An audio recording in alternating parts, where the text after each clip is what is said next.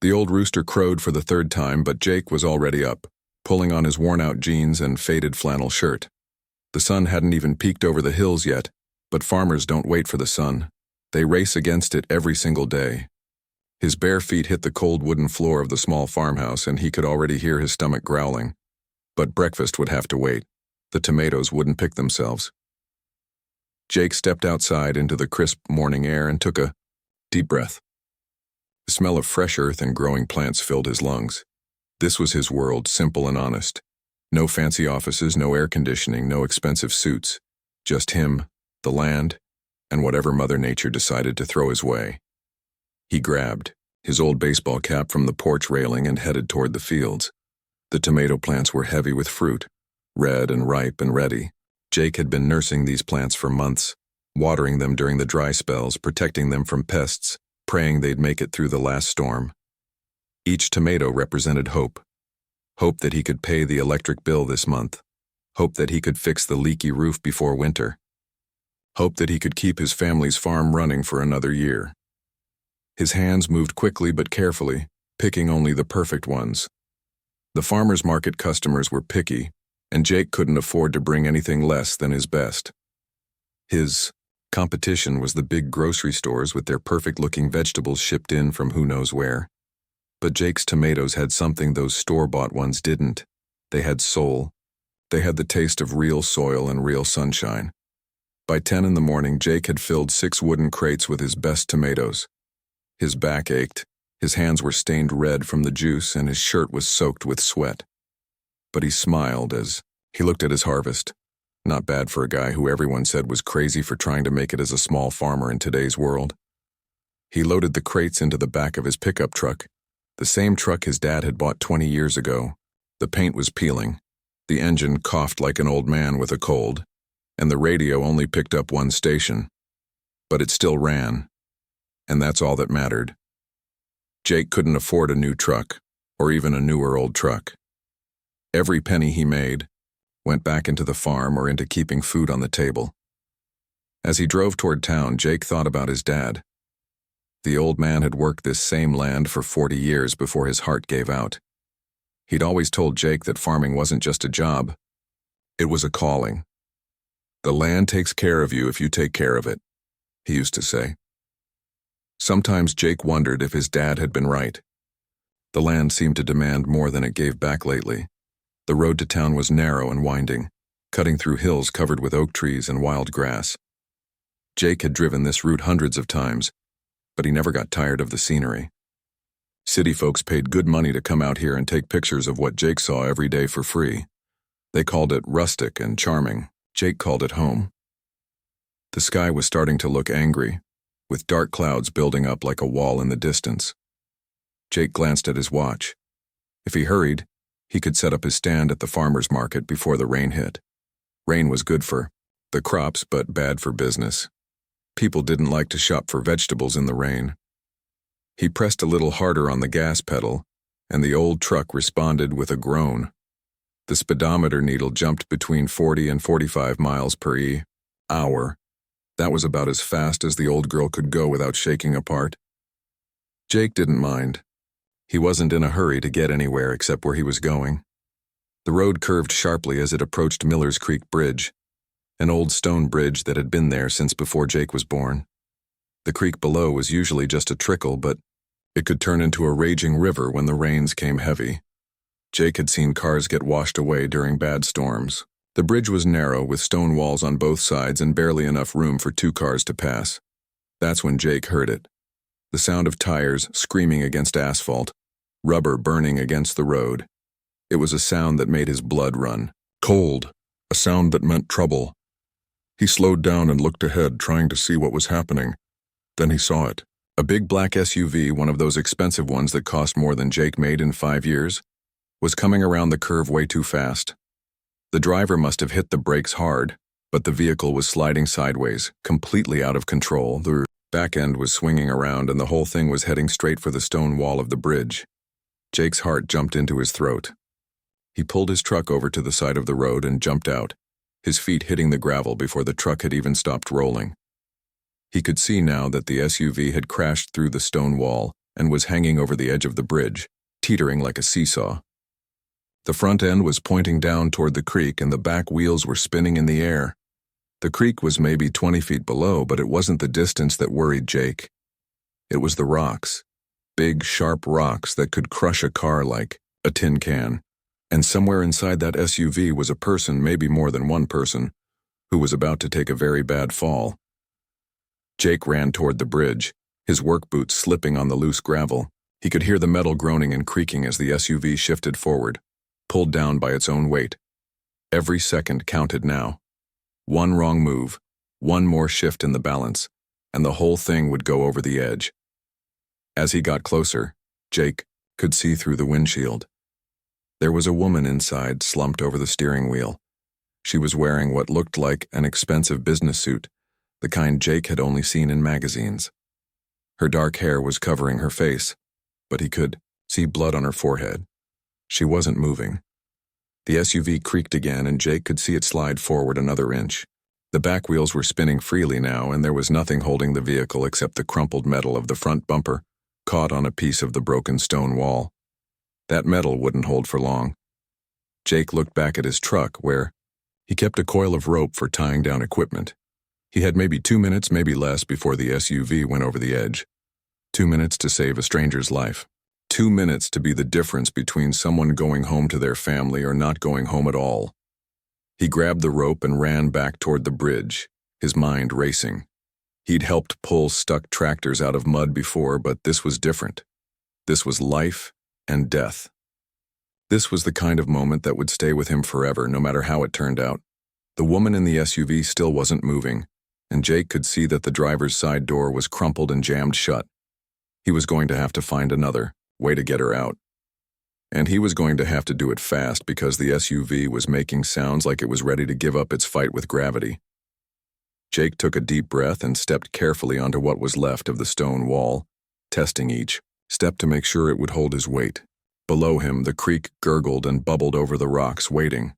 Above him, the storm clouds were getting darker, and he could smell rain in the air.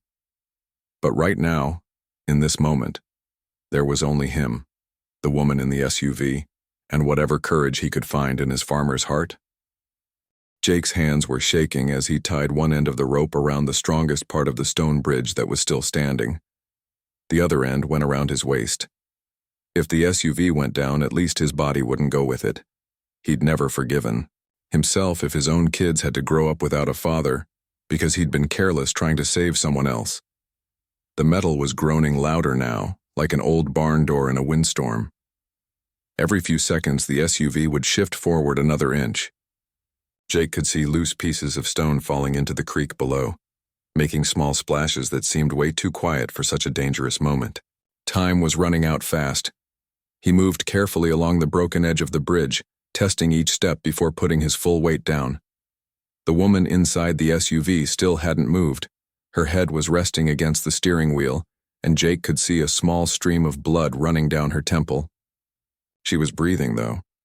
He could see her chest moving up and down, slow but steady.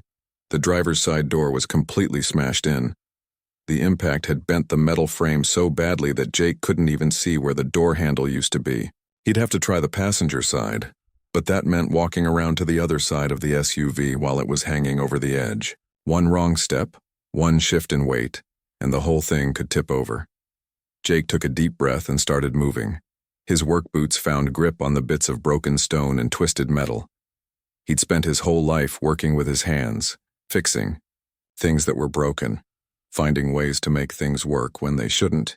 But this was different. This wasn't a broken fence or a stuck tractor. This was a human life hanging in the balance. The passenger side door was in better shape, but it was still jammed tight. The crash had twisted the whole frame of the SUV, and the door was stuck like it had been welded shut. Jake braced his feet against the remains of the stone wall and pulled with everything he had. His shoulders burned, his back ached, but the door wouldn't budge. He could hear his dad's voice in his head, the same thing the old man used to say when Jake got frustrated working on the farm. If you can't go through it, go around it. If you can't go around it, go over it. Jake looked at the SUV again, thinking. The door wouldn't open, but maybe the window would break. Jake pulled off his flannel shirt and wrapped it around his fist. He'd seen people do this in movies, but he'd never tried it himself. The window was that fancy kind that was supposed to be extra strong, but Jake figured it couldn't be stronger than 20 years of farm work. He pulled back and punched the window as hard as he could. The glass spiderwebbed but didn't break completely. Jake hit it again, and this time his fist went through. Pieces of safety glass scattered everywhere, some of them cutting through his shirt and scratching his arm.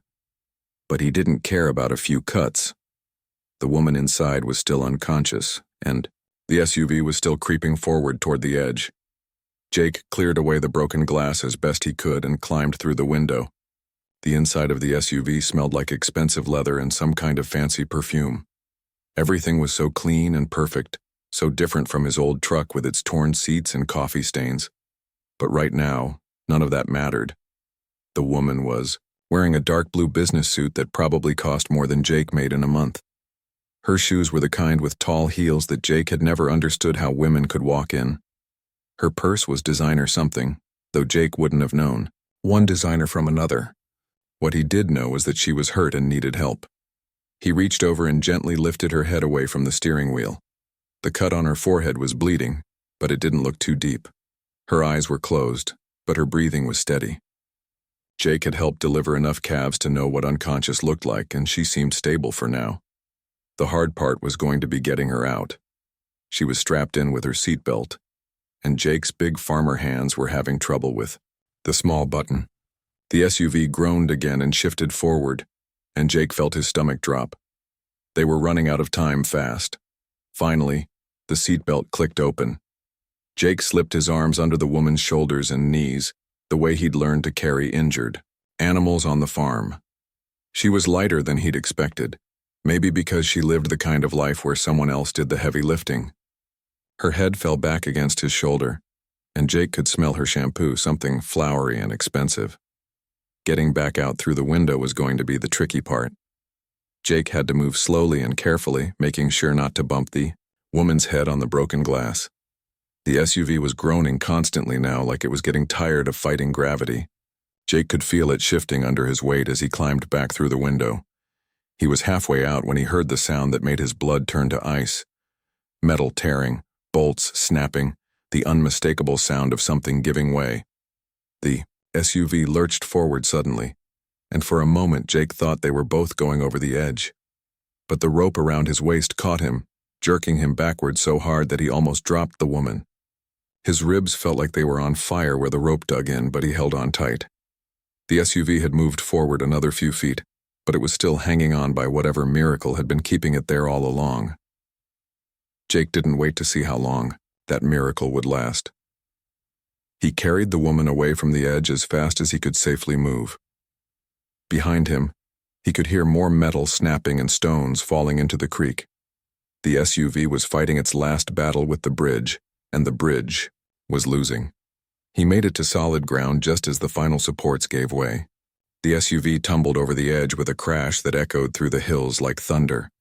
Jake watched it bounce off the rocks and land upside down in the creek, water and steam rising up around the twisted metal. If he'd been 30 seconds slower, both of them would have been inside that wreck. The woman in his arms stirred for the first time since he'd found her. Her eyes opened slowly, blinking in confusion. They were green, Jake noticed, the color of spring grass after a good rain. She looked up at him with those green eyes, trying to focus, trying to understand what had happened. "Where?" she started to say, but her voice was weak and shaky. "You're safe now," Jake told her, his own voice not much steadier. "Your car went off the bridge, but you're okay. I got you out." She blinked again, looking around at the broken stone wall, the rope still tied around Jake's waist, his torn shirt and bleeding arms. It was starting to sink in that this stranger, this man she'd never seen before in her life, had just risked everything to save her. "You," she whispered, and Jake could see tears forming in those green eyes. "You saved my life." Before Jake could answer, the woman's eyes rolled back and she went limp in his arms again. But she was still breathing, still alive. And that was what mattered. Jake looked around and realized he had no idea what to do next. He was a farmer, not a doctor. He knew how to deliver baby animals and fix broken equipment, but he didn't know much about taking care of unconscious women in expensive suits. What he did know was that she needed help, the kind of help that only came from people with medical degrees and fancy equipment. Jake carried her to his truck, laying her gently across the bench seat. His tomatoes would have to wait. Someone's life was more important than vegetables, even if those vegetables meant the difference between paying the bills and going hungry. As Jake drove toward town as fast as his old truck could manage, he kept looking over at the woman beside him. He wondered who she was, what she'd been doing on that back road, why someone who could afford a SUV like that had been driving alone through farm country. But mostly he wondered if she was going to be okay. The storm clouds were getting darker, and Jake could feel the first few drops of rain starting to hit his windshield. Behind them, smoke was still rising from the creek where the SUV had landed. Ahead of them was the small-town hospital, where doctors would know what to do for head injuries and unconscious women in business suits. Jake pressed harder on the gas pedal, and for once in its life, the old truck seemed to understand that this was important. They raced through the countryside toward help, a farmer and a stranger who had already changed each other's lives in ways neither of them could possibly understand yet. The small-town hospital smelled like disinfectant and floor wax, nothing like the fresh air and earth that Jake was used to. He sat in the waiting room on a plastic chair that was too small for his frame, still wearing his torn shirt and muddy boots. The nurses had cleaned up his cuts and bandaged his arms, but they couldn't do anything about the way he felt completely out of place in this sterile white world. It had been 3 days since the accident, and Jake couldn't stop thinking about the woman he'd pulled from that SUV. The doctors had told him she had a concussion and some bruised ribs, but she was going to be fine. They'd also told him he was a hero, though Jake didn't feel much like one. He'd just done what anyone would do, or at least what anyone should do. What Jake didn't know was that the woman lying in room 237 was someone very important. Her name was Isabella Chen, and she owned one of the biggest companies in the state. While she'd been unconscious, her assistant had been fielding phone calls from worried business partners, concerned employees, and reporters who somehow always found out about these things faster than regular people. Isabella had been driving back from a business meeting in the next county when her tire blew out on that curve. She remembered losing control, remembered the feeling of the car sliding sideways, but everything after that was blank until she woke up in the hospital. The first thing she'd asked the doctor was about the man who saved her. "Tell me about him," she'd said, and the doctor had smiled. Local farmer named Jake Wilson. Been growing vegetables on his family's land for about 10 years now. Good man, from what everyone says. Has 2 kids and works harder than anyone I know. Isabella had grown, up in the city, gone to fancy schools, spent her whole adult life in boardrooms and 5-star restaurants. She'd built her company from nothing, made more money than most people could spend in 10 lifetimes, and could buy almost anything she wanted. But she'd never met anyone like Jake. On the 3rd day, Isabella finally felt well enough to ask for visitors. Her assistant brought in a stack of get-well cards from business associates, expensive flower arrangements from important clients, and a list of people who wanted to see her. But the first person Isabella wanted to meet was the farmer who'd risked his life for a complete stranger. Jake had been planning to check on the woman one more time before heading home. His kids needed him, his farm needed him, and he'd already spent too much time away from both. But when the nurse told him that the woman was awake and asking to see him, he couldn't say no. He knocked softly on the door of room 237 and heard a voice tell him to come in. The woman was sitting up in bed, looking much better than she had 3 days ago.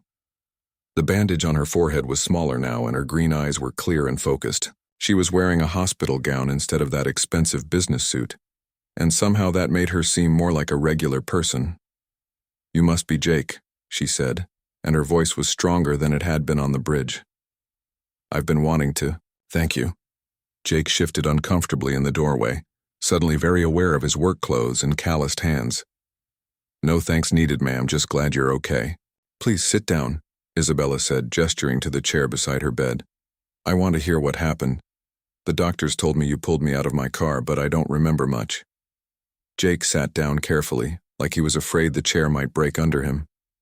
He wasn't used to being the center of attention, especially not from someone who looked like she belonged in a magazine. He told her about seeing the SUV go out of control, about climbing through the window, about getting her out just before the whole thing went over the edge. You could have been killed, Isabella said when he finished. Why did you do it? You didn't even know who I was. Jake looked at her like the question didn't make sense. Didn't matter who you were. Someone needed help. That simple answer hit Isabella harder than she'd expected. In her world, people did things because of what they could get out of it. Business deals, networking opportunities, favors they could call in later. But this man had saved her life because it was the right thing to do, nothing more and nothing less. I'd like to do something for you, Isabella said. To show my appreciation. Maybe help with your farm, or pay for your kids' college, or... Jake held up his hand to stop her. That's real kind of you, ma'am, but I don't need anything. Just seeing you okay is enough. Isabella stared at him in amazement. In her experience, everyone wanted something. Money, favors, connections, opportunities. But here was a man who had saved her life and wanted nothing in return except to know she was safe. Over the next hour, they talked about Jake's farm, his kids, his life in the small town. Isabella found herself fascinated by his stories about growing vegetables, dealing with weather and pests. The satisfaction of watching something grow from a tiny seed into food that would feed families. It was so different from her world of profit margins and market shares. Jake, for his part, was surprised by how easy Isabella was to talk to. Once you got past the expensive clothes and the fancy way she talked, she seemed genuinely interested in his life. She asked good questions about farming, listened carefully to his answers, and didn't act like she was better than him just because she had more money. When visiting hours were over, Jake stood up to leave. I hope you heal up quick, he said. And maybe next time drive a little slower on those country roads. Isabella laughed, the first real laugh she'd had in months. I'll remember that. And Jake? Thank you. Not just for saving my life, but for reminding me that there are still good people in the world. After Jake left, Isabella lay in her hospital bed thinking about their conversation.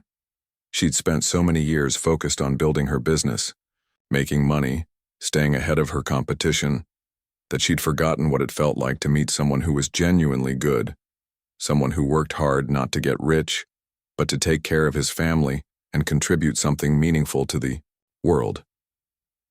Her assistant came in later that evening with more business to discuss, more decisions that needed to be made. But Isabella found it hard to concentrate on quarterly reports and budget projections. She kept thinking about Jake, about his small farm and his simple life, about the way he'd looked at her like her money and success didn't matter at all. Cancel my meetings for tomorrow, Isabella told her assistant. I want to visit someone. The next morning, Isabella checked herself out of the hospital against her doctor's advice. She had her driver take her to Jake's farm, following the directions the hospital staff had given her. She'd never been to a real working farm before, and she wasn't sure what to expect. Jake's place was smaller than she'd imagined, but everything was neat and well-maintained. The farmhouse needed paint, and the barn looked like it had seen better days, but the fields were green and healthy. Jake was working in his vegetable garden when her car pulled up, and he looked surprised to see her. What are you doing out of the hospital? He asked, walking over to meet her. Doctor said you needed rest. I wanted to see your farm, Isabella said, looking around at the rows of plants and the old equipment. I've never been to a place like this before. Jake showed her around, explaining how he grew different vegetables in different seasons, how he composted old plant material to feed the soil, how he saved seeds from his best plants to grow next year's crops. Isabella found herself genuinely interested in things she'd never thought about before, like crop rotation and natural pest control. What struck her most was how much Jake cared about what he did. This wasn't just a job to him, it was a calling. He talked about the land like it was a living thing that he was responsible for protecting. He showed her pictures of his kids helping with the harvest, explained how farming had been in his family for generations. "You love this," Isabella said, and it wasn't a question. "Yes, ma'am," Jake replied. "Can't imagine doing anything else." As Isabella drove back to the city that evening, she couldn't stop thinking about the contrast between Jake's world and her own. He had so little in terms of money and possessions, but he seemed richer than she felt most days. He had purpose, community, a connection to something bigger than himself. For the first time in years, Isabella started questioning whether the life she'd built was really the life she wanted. She had everything money could buy, but did she have what really mattered? Did she have the kind of satisfaction Jake got from watching his plants grow? Did she have the kind of peace that came from knowing you were making the world a little bit better? Isabella Chen was used to having all the answers, but Jake Wilson had given her some questions she'd never thought to ask. And somehow, those questions felt more important than any business deal she'd ever made. 2 weeks after leaving the hospital, Isabella found herself driving down the same country road where her accident had happened. But this time, she wasn't rushing to a business meeting. She was going to see Jake again, and she couldn't quite explain why. She'd told herself it was about business. Her company had been looking into sustainable agriculture as part of their environmental initiative, and who better to learn from than a real farmer? That's what she'd told her assistant anyway. But deep down, Isabella knew the truth was more complicated than that. Jake was surprised to see her expensive car pull up to his farmhouse again. He was sitting on his front porch fixing a broken tool handle when Isabella got out wearing jeans and sneakers instead of her usual business attire. She looked nervous, like she wasn't sure she belonged there. "Hope you don't mind me stopping by," Isabella said, walking up the gravel driveway. "I was in the area and thought I'd see how you were doing." Jake set down his work and stood up. "Course not. You're welcome here any time. How's your head feeling?" "Much better, thanks to you." Isabella looked around at the farm, taking in details she'd missed during her first visit. The vegetable garden was bigger than she'd remembered, with neat rows of plants she couldn't identify. Chickens wandered freely in a fenced area near the barn, and she could hear a dog barking somewhere in the distance. "Want some sweet tea?" Jake asked. "It's hot out here." They sat on the porch drinking tea from mason jars, talking about everything and nothing. Isabella asked more questions about farming, and Jake found himself opening up about the challenges he faced. The weather, the pests, the constant worry about money, but also the good parts, the satisfaction of growing food, the connection to the land, the simple pleasure of hard work. "I've been thinking about what you do here," Isabella said, watching a butterfly land on the porch railing. "It's so different from my world. In business, we're always thinking about the next quarter, the next deal. But you're thinking years ahead, planning for seasons that haven't even come yet." Jake nodded. "That's farming for you. Plant a fruit tree today, won't see apples for 3 years. But when you do see them, you know they're going to feed people for decades." Something in the way he said it made Isabella's chest feel tight. When was the last time she'd done something that would matter for decades? Her business deals made money, sure, but did they really make the world better? "Would you teach me?" Isabella asked suddenly. Jake looked at her with surprise. "Teach you what?" "How to farm. How to grow things." Isabella felt foolish saying it, but she pressed on. "I know it sounds crazy, but I want to understand what you do here." Jake studied, her face looking for signs that she was joking or just being polite, but Isabella's green eyes were serious, almost pleading. "It's not easy work," he warned. "Gets your hands dirty, makes your back ache. Not exactly what you're used to." "Maybe that's exactly what I need," Isabella said. So began the strangest partnership either of them had ever imagined. 3 times a week, Isabella would drive out to Jake's farm after her morning meetings. She'd change from her business clothes into old jeans and work boots, tie her hair back, and spend the afternoon learning to be a farmer. At first, Isabella was terrible at everything. She couldn't tell the difference between a weed and a vegetable, seedling. She watered some plants too much and others too little. She got sunburned, developed blisters on her soft hands, and went home every evening covered in dirt and exhausted. But she kept coming back. Jake was a patient teacher, showing her how to read the soil, how to recognize when plants needed water or were getting sick. He taught her that farming wasn't just about putting seeds in the ground and hoping for the best. It was about understanding a complex system where everything was connected: the soil, the plants, the insects, the weather, even the phases of the moon. "See this tomato plant?" Jake said one afternoon, pointing to a plant that looked sick. "Leaves are turning yellow from the bottom up. That means it's not getting enough nitrogen. But we can't just dump fertilizer on it. First, we need to figure out why the soil isn't providing what the plant needs."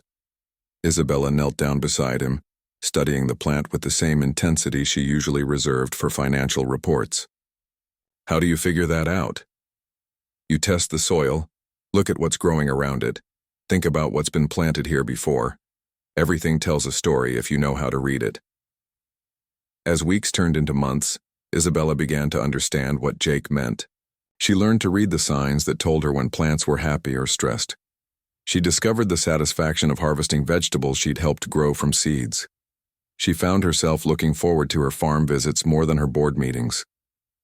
Jake watched Isabella transform from a city woman who was afraid to get dirty into someone who could spend hours working in the fields without complaint.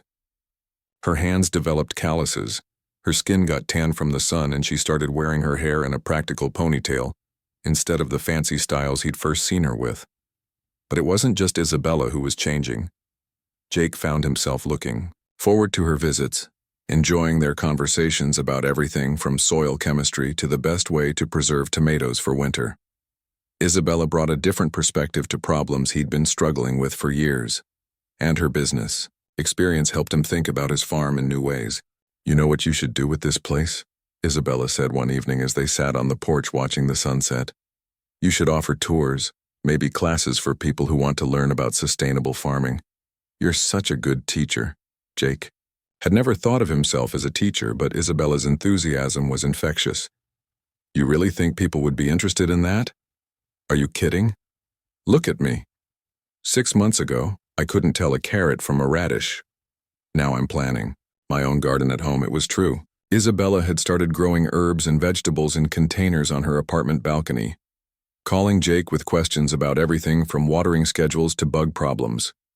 Her expensive downtown apartment now smelled like basil and mint instead of air freshener. Their friendship deepened as they worked side by side in the fields. Isabella told Jake about her childhood, how she'd built her company from nothing, the loneliness that came with success.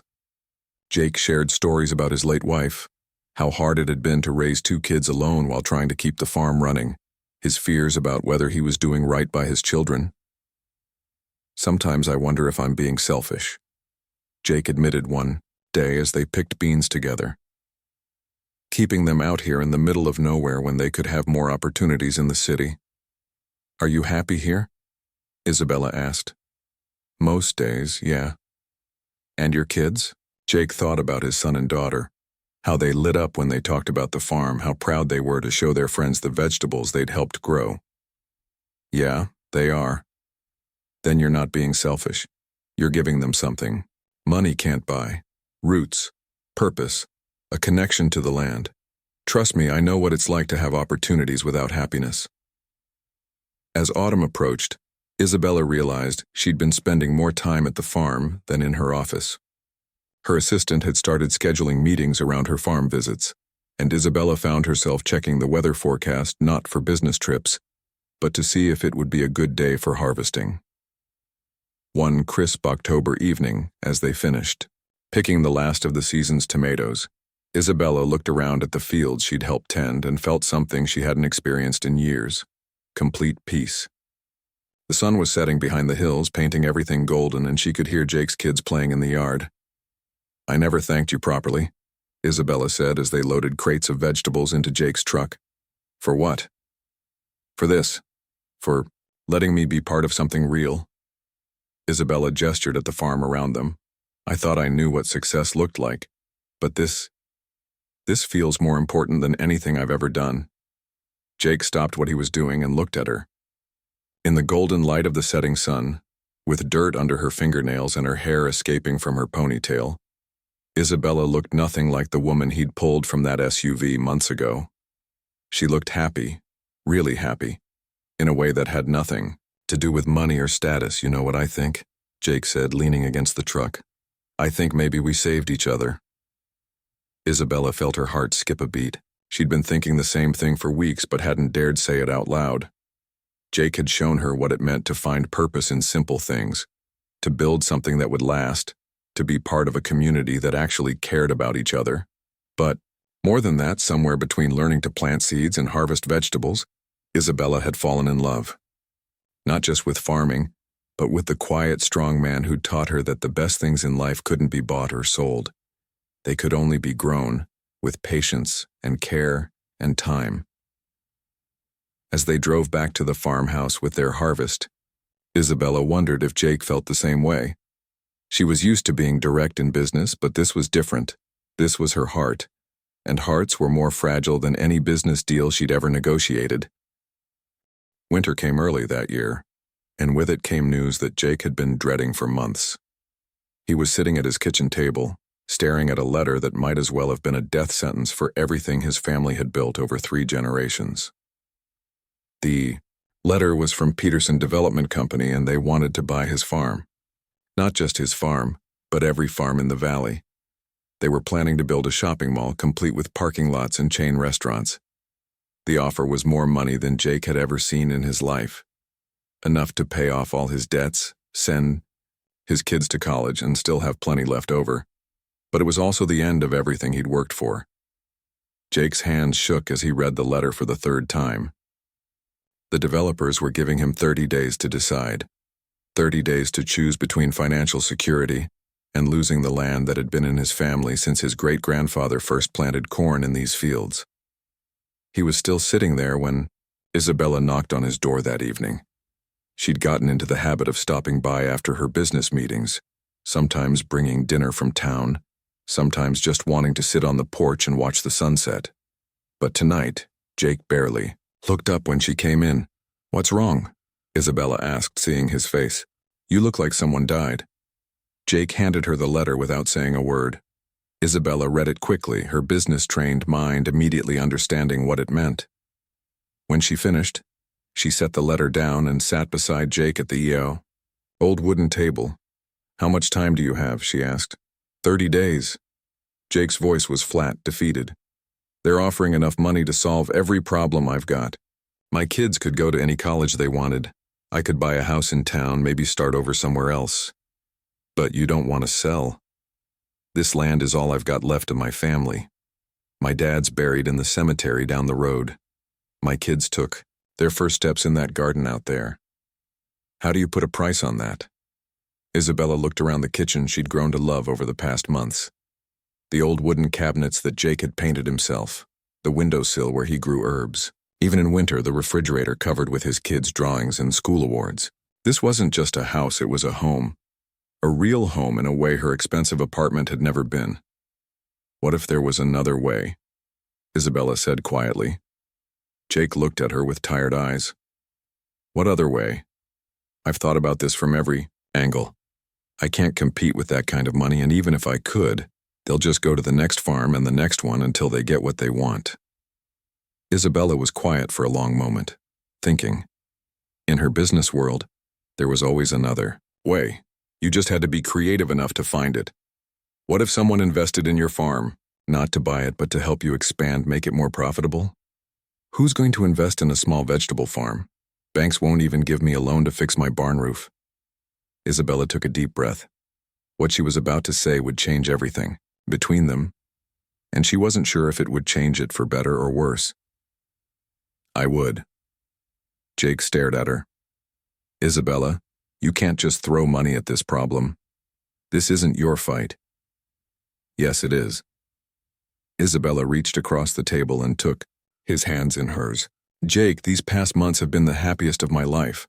Not because of the farming, though I love that too. Because of you. Because of this place. Because for the first time in my adult life, I've found somewhere I actually belong. Jake's heart started beating faster. He'd been hoping Isabella felt the same way he did, but he'd never dared to believe it. Isabella, I love you, she said, the words tumbling out before she could stop them. I love you and I love your kids and I love this farm. I can't let some developers destroy it just to build another mall that nobody needs. Jake stood up and walked to the window, looking out at the fields where he'd spent his whole life. It's not that simple. Even with money, even with investment, this is hard work. It's not glamorous, it's not exciting. It's getting up before dawn and going to bed exhausted every single night. Do you think I don't know that by now? Isabella stood up too, her voice getting stronger. Do you think these past months have been some kind of game to me? I've worked beside you in the heat and the cold and the rain. I've gotten my hands dirty and my back sore. And you know what? I've never been happier. Jake turned around and looked at her. Really looked at her. Isabella's designer clothes had been replaced by work jeans and flannel shirts. Her manicured nails were short and practical now. Her fancy hairstyles had given way to simple ponytails. But more than that, her whole face had changed. The stressed, tired look she'd worn when he first met her was gone, replaced by something peaceful and genuine. "What are you saying?" Jake asked. "I'm saying I want to be your partner. In the farm, in life, in everything." Isabella walked over to him, her green eyes serious and hopeful. "I want to help you turn this place into something amazing. Not a shopping mall, but a real working farm that feeds people and teaches them where their food comes from." Jake felt tears starting in his eyes. "Isabella, you could have anyone. You could have anything. Why would you want to tie yourself down to a broke farmer and his problems?" "Because you're not just any farmer," Isabella said, reaching up to touch his face. "You're the man who saved my life. Not just that day on the bridge, but every day since. You showed me what it means to have purpose, to be part of something bigger than yourself. You taught me that the best things in life can't be bought." Jake pulled Isabella into his arms, holding her tight against his chest. He could smell her shampoo, the same flowery scent from that first day, but now it was mixed with the honest smell of soil and sunshine. "Are you sure about this? Really sure? Because once I kiss you, I'm never letting you go." "I'm counting on it," Isabella whispered. When Jake kissed her, it felt like coming home. Not the desperate, dramatic kiss from movies, but something warm and real and right. Like two puzzle pieces finally finding where they belonged. They spent the rest of the evening making plans. Isabella would invest in the farm, not as charity, but as a real business partnership. They would expand the vegetable operation, add fruit, trees, maybe start that teaching program Isabella had suggested months ago. They would build something together that would last for generations. "The developers aren't going to like this," Jake warned. "Let me worry about the developers," Isabella said with a smile that reminded Jake why she'd been so successful in business. "I know how to deal with people like that." 3 months later, Jake and Isabella were married in the same fields where they'd fallen in love. Isabella wore a simple white dress and flowers from Jake's garden in her hair. Jake wore his best suit, the one he'd bought for his father's funeral years ago, but he'd never looked happier. The wedding was attended by everyone in town, farmers and business people, Jake's kids and Isabella's employees, people who'd never thought they'd see such an unlikely couple. But watching Jake and Isabella together, seeing how perfectly they complemented each other, nobody could doubt that this was exactly how it was supposed to be. Isabella had moved her company's headquarters to the small town, bringing jobs and prosperity to a place that had been struggling for years. The local economy was booming, but it was the right kind of growth. Sustainable, community-focused, built on taking care of people instead of just making money. The farm had expanded too, with Isabella's business sense and Jake's farming knowledge, creating something neither of them could have built alone. They had waiting lists for their vegetables, and their weekend farming classes were booked months in advance. People came from the city to learn what Jake and Isabella had learned, that the most important things in life were simple things, done with love. On their first anniversary, Jake and Isabella stood in the same spot where he'd first taught her to plant seeds. Isabella was pregnant with their first child together, and Jake's older kids were excited about becoming big brother and sister. The farm was thriving, the community was stronger than ever, and the developers had long since given up and moved onto easier targets. "Do you ever miss it?"